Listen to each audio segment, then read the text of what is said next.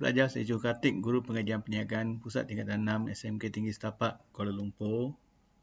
Hari ini cikgu akan bincang satu bahagian berkaitan dengan strategi menjawab kajian kes dalam mata pelajaran Pengajian Perniagaan semester 1 STPM. So, kajian kes ni merupakan satu kaedah pentaksiran yang sangat popular dalam mata pelajaran Pengajian Perniagaan di seluruh dunia. Jadi kajian kes ni diperkenalkan di peringkat tingkatan 6 STPM Pengajian Perniagaan, dan kamu juga akan membuat pelbagai jenis kajian kes di peringkat universiti. Okey, bila kamu belajar bahagian berkaitan dengan pengurusan perniagaan, pemasaran, kewangan dan sebagainya. Okey. Dan kebanyakan pelajar masa kini merupakan pelajar induktif. Okay? So, pelajar induktif ni mereka suka mengembangkan asas ilmu perniagaan dengan menggunakan contoh yang relevan daripada persekitaran dan kehidupan seharian mereka. Maksudnya pelajar sekarang ni mereka lebih suka apply. Okay? Apply knowledge yang mereka dah belajar dalam kehidupan seharian. Okay? Dan pengajian perniagaan pula mempunyai hubungan langsung antara prinsip yang dipelajari dengan dunia perniagaan yang sebenar. So, kajian kes ni membantu pelajar memahami dan menganalisis isu perniagaan dengan mengaitkan ilmu perniagaan yang telah dipelajari. Okay? Dan ia juga bantu pelajar meningkatkan kemahiran pembuatan keputusan. Okay? Dan kajian kes juga meningkatkan kemahiran pelajar dalam pengenalpastian dan penyelesaian masalah. So, kaitan kes dalam kertas peperiksaan pengajian perniagaan ini merupakan kes mini. Okey, mini kes dan melibatkan situasi perniagaan yang sebenar. Okey, maksudnya dia melibatkan syarikat sebenar yang terdapat di Malaysia atau perniagaan sebenar di Malaysia ataupun melibatkan syarikat luar negara. Pelajar perlu membaca dan memahami kes yang mempunyai hampir 500 patah perkataan. Okey, so panjangnya lebih kurang 500 patah perkataan. Dan kamu kena jawab 2 atau 3 soalan yang memerlukan aplikasi teori dan prinsip perniagaan yang telah dipelajari. Maksudnya, kamu kena jawab soalan ni berdasarkan apa yang kamu dah belajar dan cuba kaitkan dengan situasi yang diberikan. Okay? So, markah yang diperuntukkan ialah 30 hingga 35 markah dan kamu diberi masa 30 hingga 35 minit. Maksudnya satu markah, kamu ada 1 minit. Okay? So, perbincangan kajian kes untuk semester 1 PP dalam bahagian ni, cikgu nak kaitkan dengan bab 1 iaitu perniagaan dan persekitaran. Okay? Dan kajian kes yang cikgu nak bincang ni berkaitan dengan faktor persekitaran umum yang melibatkan 7 faktor, iaitu ekonomi, persaingan dan jaringan, sosio-budaya, politik dan perundangan, teknologi, prasarana dan antarabangsa. Okay? So, 7 faktor ni biasa ditanya dalam kajian kes dalam SEM 1 ya. Okey, sebelum menjawab soalan kes ni, anda sepatutnya sudah menghafal fakta. Okey, dan boleh mengenal pasti kata kunci penting berkaitan dengan fakta tersebut. Okey. Sebahagian besar soalan kes ni menggunakan fakta khusus yang ada dalam sukatan pelajaran. Okey, contohnya untuk persekitaran umum ni kita ada 7 fakta atau dikenali sebagai pesta PP. Okey, iaitu ekonomi, persaingan dan jaringan, sosio-budaya, politik dan perundangan, teknologi, prasarana atau antarabangsa. Jadi kalau kita guna ringkasan, P adalah persaingan dan jaringan, E adalah ekonomi, S ialah sosio-budaya, T adalah teknologi, E adalah antarabangsa, P yang berikutnya prasarana dan P yang terakhir politik dan perundangan. So ada 7 faktor persekitaran umum. Okay, now langkah yang kedua, kamu kena tahu apa kata kunci penting berkaitan dengan setiap faktor persekitaran umum. Okey, contohnya kalau ekonomi, dia dikaitkan dengan keadaan ekonomi, harga barang, sistem ekonomi, kuasa beli, penawaran wang dalam ekonomi, kadar faedah, inflasi, kos pengeluaran, keadaan pasaran, harga mata wang dan sebagainya.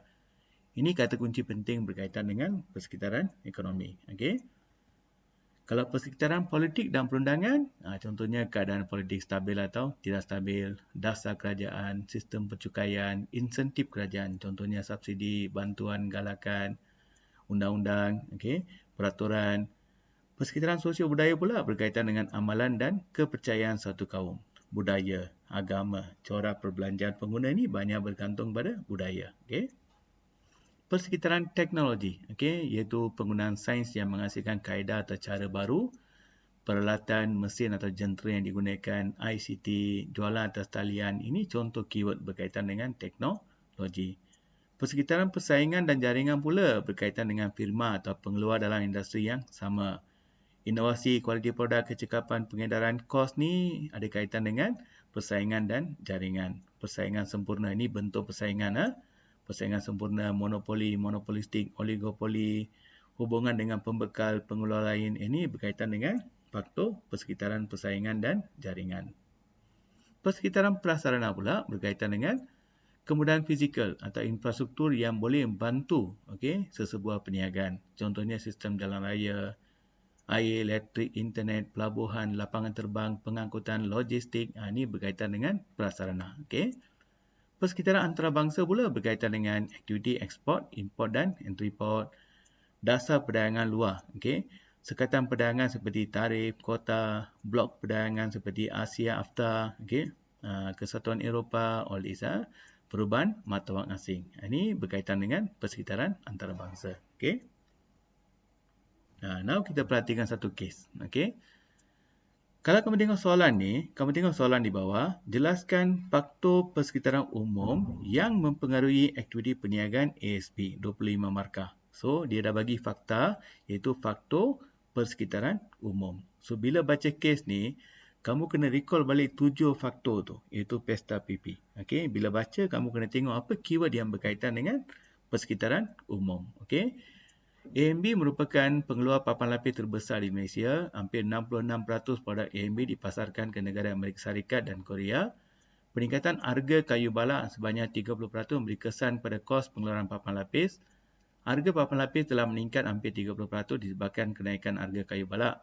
Jualan syarikat ini semakin merosot disebabkan kemampuan pengeluar lain, terutamanya daripada Thailand dan Indonesia yang mampu menghasilkan papan lapis dengan kos yang lebih rendah.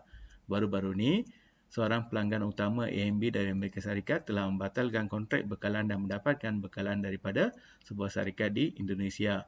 Harga papan lapis di pasaran dunia juga tidak menentu disebabkan keadaan ekonomi Amerika Syarikat yang kurang memberangsangkan. Kawalan ketat pengeluaran kayu balak oleh Jabatan Perhutanan di negeri Sabah dan Pahang juga menjejaskan sumber bekalan bahan mentah ASB. ASB telah membuka sebuah kilang baru di Kuantan, Pahang dan kilang ini diberi taraf perintis oleh kerajaan. Lokasi kilang ini berdekatan dengan Pelabuhan Kuantan memudahkan aktiviti mengekspor papan lapis ke negara China dan Jepun. Kerajaan telah memberi pelepasan cukai untuk import peralatan dari Taiwan. Penggunaan alatan ini jangka dapat meningkatkan pengeluaran papan lapis sebanyak 45%. Penurunan nilai ringgit berbanding dolar Amerika menyebabkan harga ekspor ASB yang lebih rendah dan ini mengukuhkan permintaan produk ASB. So, kalau kamu tengok kes ni, kamu nampak keyword penting berkaitan dengan faktor persekitaran umum. Contohnya Amerika Syarikat dan Korea ni berkaitan dengan antara bangsa. Harga berkaitan dengan ekonomi.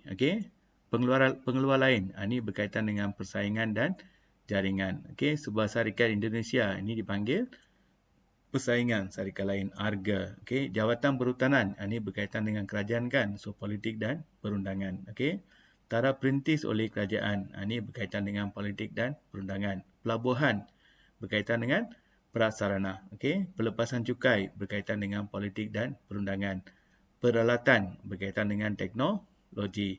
Nilai ringgit berbanding dengan dolar Amerika. Ini berkaitan dengan, you can say, ekonomi atau antara bangsa. So now you know already apa keyword penting yang ada kaitan dengan faktor persekitaran umum.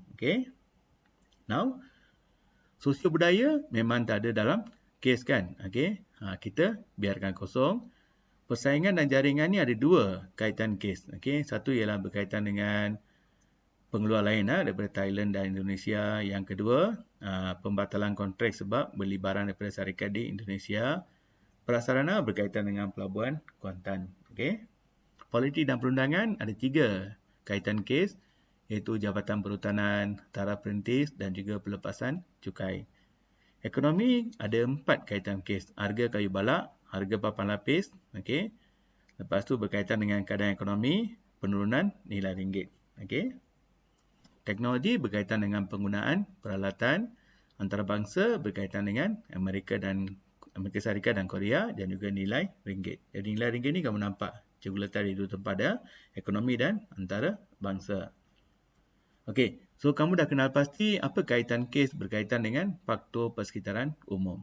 So, cara menulis jawapan kajian kes ialah mula-mula berikan fakta, uraian dan senaraikan kaitan kes berkaitan dengan fakta tersebut. Okey, so bila kamu salin kaitan kes ni, kena salin semula sama seperti dalam kes tanpa mengubah apa-apa dalam ayat berkenaan. Okey, tengok contoh ni ya. Faktor berserahan umum yang pengaruhi aktiviti perniagaan ASP ialah persekitaran, persaingan dan jaringan. Fakta ya, ia merujuk pada firma lain yang mengeluarkan produk yang hampir sama dalam pasaran. Okey, uraian. Kaitan kes ialah kamu senaraikan. Okey, ini cara menjawab soalan kajian kes. Ada fakta, uraian diikuti oleh kaitan kes. Okey. Begitu juga dengan yang kedua, persekitaran politik dan perundangan. Bagi fakta, lepas itu senaraikan kaitan kes. Okey. 3. Persekitaran prasarana. Okey, berikan fakta iaitu kemudahan fizikal atau infrastruktur yang terdapat dalam sebuah negara. Kaitan kes ni berkaitan dengan lokasi kilang berdekatan dengan pelabuhan Kuantan. Okey. 4.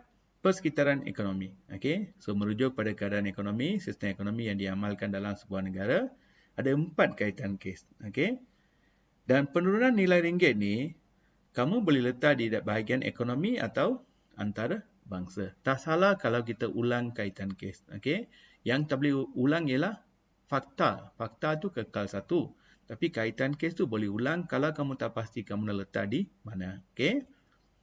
Persekitaran teknologi merujuk pada perubahan penggunaan sains yang membawa kepada penggunaan kaedah baru.